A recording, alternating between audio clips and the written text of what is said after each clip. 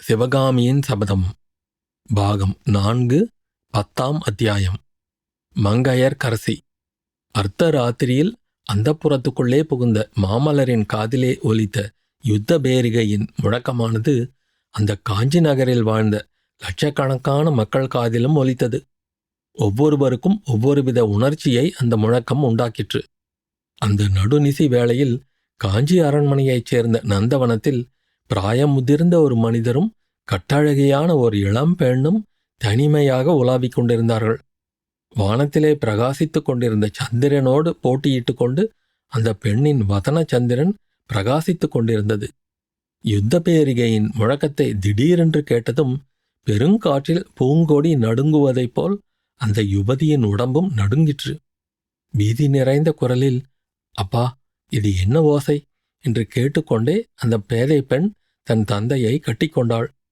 "குழந்தாய், யுத்த பேரிகை முழங்குகிறது. நான் உன்னிடம் விடைபெற வேண்டிய சமயம் நெருங்கிவிட்டது" என்று அந்த பெரியவர் கூறினார். நிலா வெளிச்சத்தில் சற்று உற்று பார்த்தோமானால் அந்த இருவரையும் நாம் ஏற்கனவே பார்த்திருக்கிறோம் என்பது நினைவு வரும். ஆம், அன்று பகலில் ஏகாம்பரேஸ்வரர் சந்நிதியில் புருஷர்களின் கோஷ்டியிலே அந்த பெரியவரும் பெண்களின் வரிசையிலே அந்த இளநங்கையும் நின்று கொண்டிருக்கவில்லையா? அந்த பெண்ணின் முகத்திலே அப்போது ததும்பிய பரவசமான பக்தி பாவத்தைக் கண்டு நாம் வியக்கவில்லையா? அவ்விருவரும் கொடும்பாளூர் சோழ வம்சத்தைச் சேர்ந்த செம்பியன் வளவனும் அவனுடைய செல்வ திருமகளுமே ஆவர். கரிகால் வளவன் காலத்திலிருந்து சில நூற்றாண்டுகள் மிக பிரபலமாக விளங்கியிருந்த சோழ ராஜ்யமானது நாளடைவில் சீரும் சிறப்பும் குன்றி தெற்கே பாண்டியர்களாலும் வடக்கே பல்லவர்களாலும் நெருக்கப்பட்டு மிக்க க்ஷீண நிலையை அடைந்ததோடு சோழ வம்சமும் 2-3 கிளைகளாக பிரிந்து போயிருந்தது. உறையூரில் நிலை பெற்ற சோழ வம்சத்து மன்னர்கள் ஒரு சிறு ராஜ்யத்துக்கு உரியவர்களாயிருந்தார்கள். கொடும்பாளூர் கிளை வம்சத்தின் பிரதிநிதியாக அப்போது விளங்கிய செம்பியன் வளவனுக்கு புத்திர பாக்கியம் இல்லை. குலத்தை விளங்க வைக்க ஒரு புதல்வி மட்டுமே இருந்தாள். அந்த அருமை குமாரிக்கு மங்கையர்க்கரசி என்ற செல்வப் பெயரை செம்பியன் வளவன் சூட்டினான். ஆசை காரணமாக தகப்பன் சூட்டிய பெயர் என்றாலும் பெண்ணை பார்த்தவர்கள் அனைவரும் இத்தகைய பெண்ணுக்கு இந்த பெயரே தகும் என்றார்கள். அப்படி தேக சௌந்தரியத்திலும் குண சௌந்தரியத்திலும் அவள் சிறந்து விளங்கினாள்.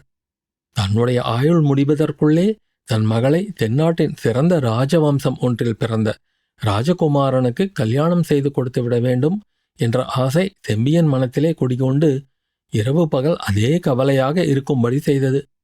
இந்த நிலையில் வாதாபி படையெடுப்பு சைனியத்தில் வந்து சேரும்படி தென்னாட்டு மன்னர் குலத்தினர் அனைவருக்கும் மாமல்லரிடமிருந்து ஓலை வந்தது போல் அவனுக்கும் மனோரதம் நிறைவேறுவதற்கு இதுவே தருணம் என்று எண்ணி உற்சாகமடைந்தான். இந்த தள்ளாத பிராயத்தில் அவன் போருக்கு கிளம்பி வந்ததற்குரிய முக்கிய காரணம், காஞ்சி நகரில் அச்சமயம் பல தேசத்து ராஜகுமாரர்கள் கூடியிருப்பார்கள் என்றும் அவர்களில் யாருக்கேனும் மங்கையர்க்கரசியை மனம் புரிவிப்பது ஒருவேளை சாத்தியமாகலாம் என்றும் அவன் நம்பியதுதான். "அப்பா, உண்மையாகவே என்னை இங்கே விட்டுவிட்டு போகப் போகிறீர்களா? இந்த பெரிய அரண்மனையில் முன்பின் தெரியாதவர்களுக்கு மத்தியில் நான் எப்படி காலம் கழிப்பேன்? ஒருவேளை யுத்த காலத்திலே தங்களுக்கு ஏதாவது நேர்ந்துவிட்டால் என் கதி என்ன ஆவது?" என்று புலம்பினாள் செம்பியன் குமாரி மங்கையர்க்கரசி.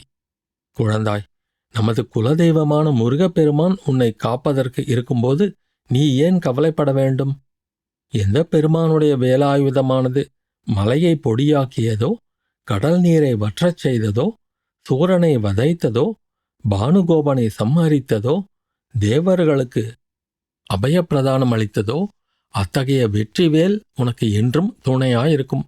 குழந்தாய், நீ கொஞ்சம் அதைரியப்படாமல் எனக்கு விடை கொடுக்க வேண்டும்" என்று செம்பியன் கூறியதை கேட்ட மங்கையர்க்கரசி மெய்சிலிர்த்து பரவச நிலை அடைந்து நின்றாள்.